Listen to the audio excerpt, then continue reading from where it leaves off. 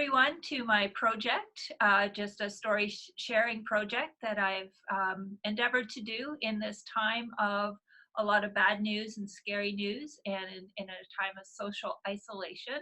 I am just reaching out to my community and some of my friends so we can share some good news and some ideas and just connect with each other. And hopefully at the end of all this, maybe we'll make some new friends and have a bigger community that we can talk to. So I'd like to welcome today Josh de Shiffert, sorry. Hello. Um, No worries. and Josh is a friend of my eldest son. They went to university together and they are both teachers now. So he's looking at things, especially after all those strikes as well. And then we're going into COVID.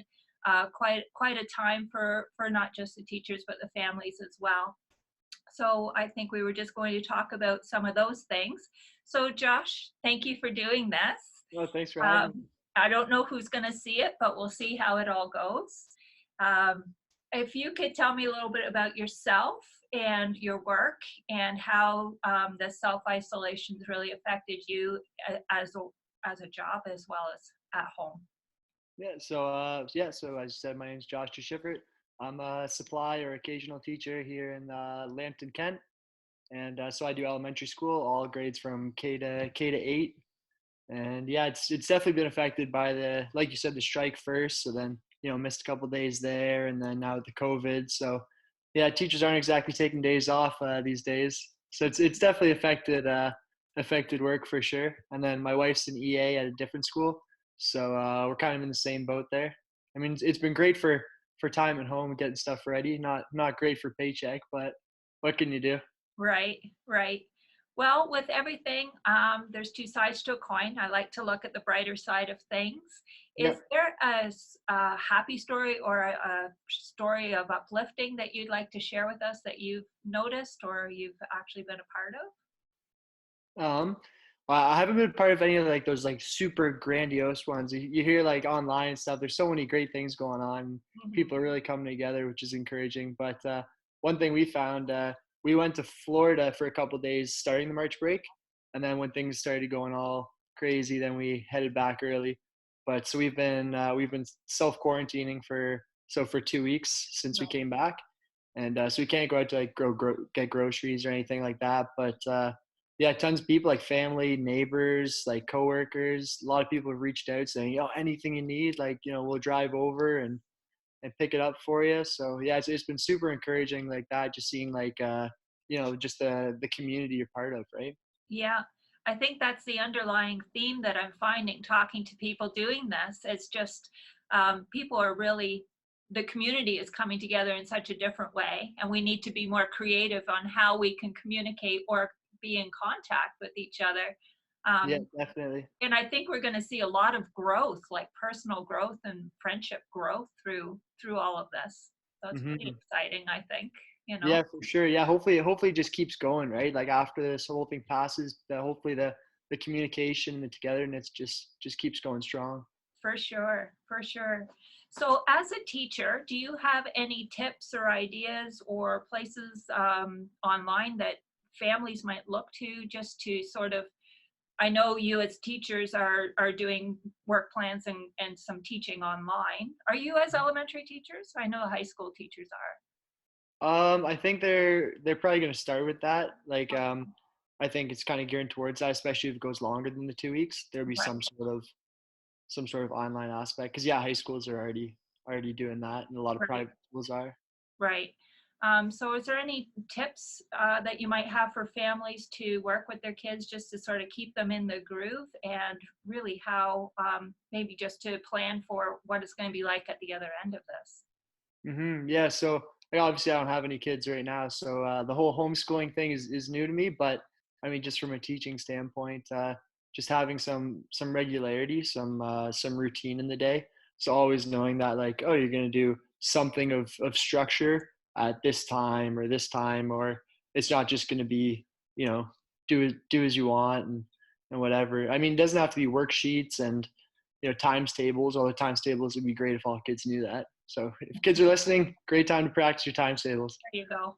And no, there's a lot of things you can do that aren't necessarily curriculum based, but are applicable to either life skills or you can bring back to the classroom. Even things like I see a lot of people doing baking or cooking.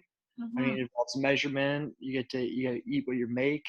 I mean, it's fun. You get to play with all different ingredients, doing crafts and stuff. So if you have, any extra space in your house, a garage or whatever, even outside, go to Yeah, the backyard, do some spring cleanup, and then find sticks and make some structures and stuff like that. right. So And tactile work type thing. yeah, oh exactly, yeah, and obviously there's a lot of stuff online. Like parents are still busy these days, so it's not like they can devote their entire day to homeschooling. But there's a lot of virtual tours. So actually, Chris and I we've been checking out a couple of those ones, and yeah, I'll post the link after this. Like the San Diego Zoo has some, Georgia Aquarium.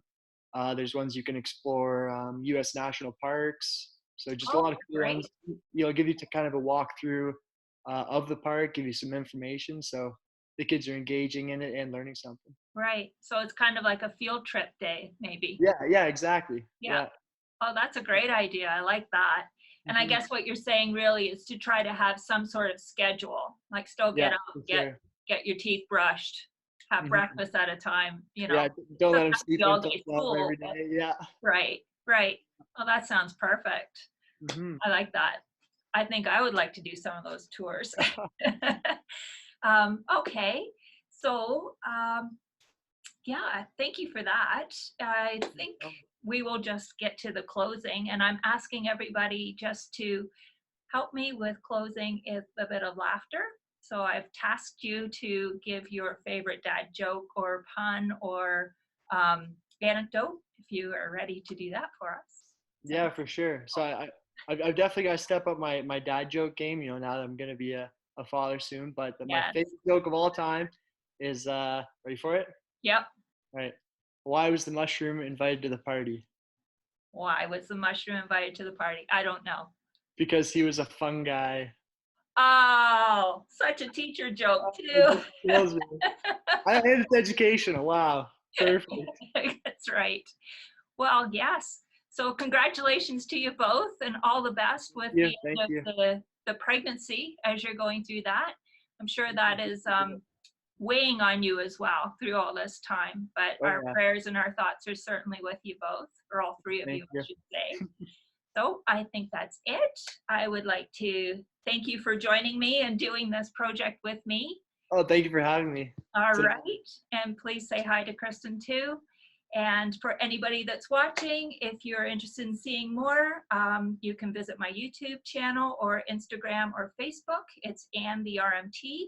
And I thank you for joining us. And until then, be blessed and be a blessing to someone else. Thank you, Josh. Thanks, Ian. All right.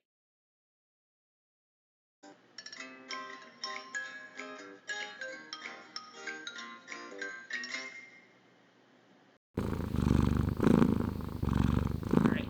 There we go. Thank you. Awesome. No problem. Thank you. That was fun.